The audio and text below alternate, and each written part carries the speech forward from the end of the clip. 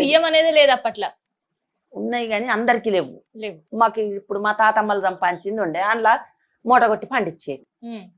మేము తిందు లేని వాళ్ళు కూలికత్తే రోజు మానేడంటే 4 సోళ్ళు. 4 సోళ్ళు అంటే ఇది 3 కిలోలు. అవి అన్ని ఒక దగ్గర పోసుకొని దంచుకోవాలి, ఎండ పోసుకొని. గిర్నీళ్ళు లేవు. ఆ తవుడు ఎర్రగా పొట్టి మొలకలని ఉండేది, వడ్లు దంచి పోటెత్తే తవుడు ఇంత తెల్లేది. ఈ తవుడు ఏం చేసేది, మంచిగా పచ్చ వేయించేది. వేయించి ఇన్ని ఉల్లిగడ్డలు కొయ్యాలి, మంచిగా కూర వండాలి.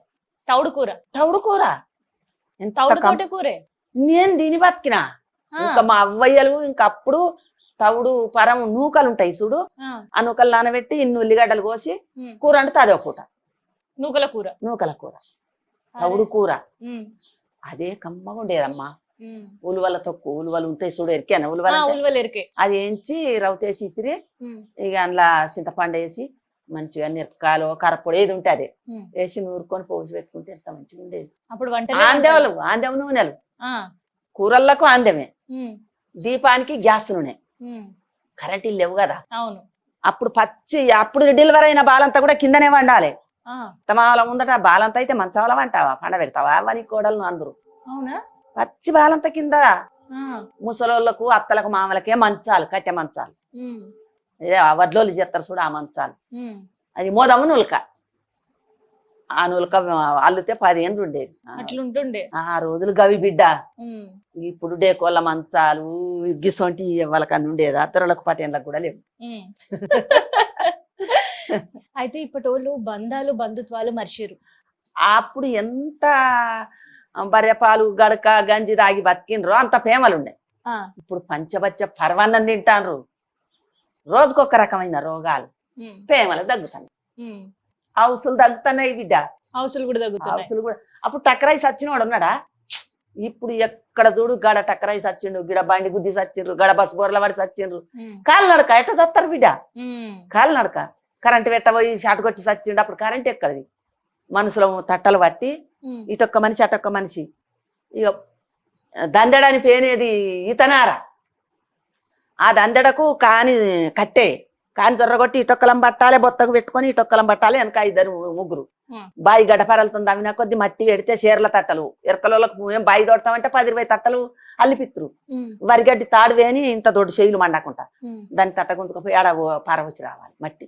బాయిలు తోడితే మళ్ళా ఆ తాలు పోసుడు, గుడలేసుడు అంటే ఇద్దరం ఇట్లా వస్తే అది పొలం నిండాలి. మడుగులు ఉంటాయి కదా, కాలువలు మడుగులు. ఇక అటొక్కలు ఇటొక్కలు పట్టాలి, ఇట్లా ముంచాలి, అటు చల్లాలి. ఇక ఆతం అంటేనేమో ఇంత ఉంటది, ఇట్లా కట్టెలు పెడతారు. పెడితే దాని మీద నిలబడాలి, నిలబడి ఇంత పోడు కట్టె పెట్టి దానికి ఇంత మట్టి పెడతారు కొసకు. ఇట్లా ఇట్లా ఇట్లా గుంజి ఇట్లా ముంచి మళ్ళీ ఇట్లా ఇట్లా అని ఇట్లా పోయాలి, అది పొలం బారుతుంది. అప్పుడు ఇవన్నీ అక్కడ ఎవరికోగలకు తొట్ల మూటలు.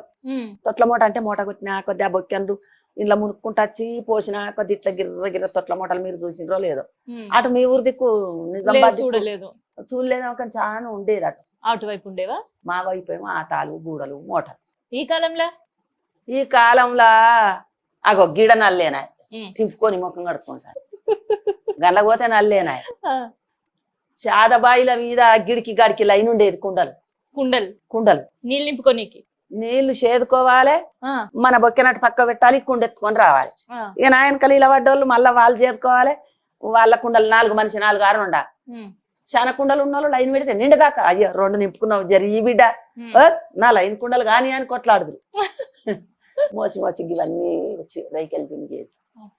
ఇట్లాంటి చీరలు ఎక్కడి బిడ్డ, రైకెలు ఎక్కడి నేసిన చీరలు.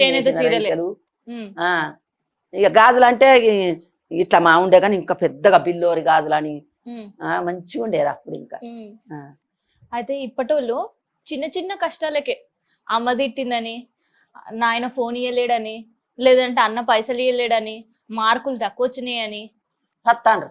అసలు వాడు వాళ్ళేది కష్టమేనా?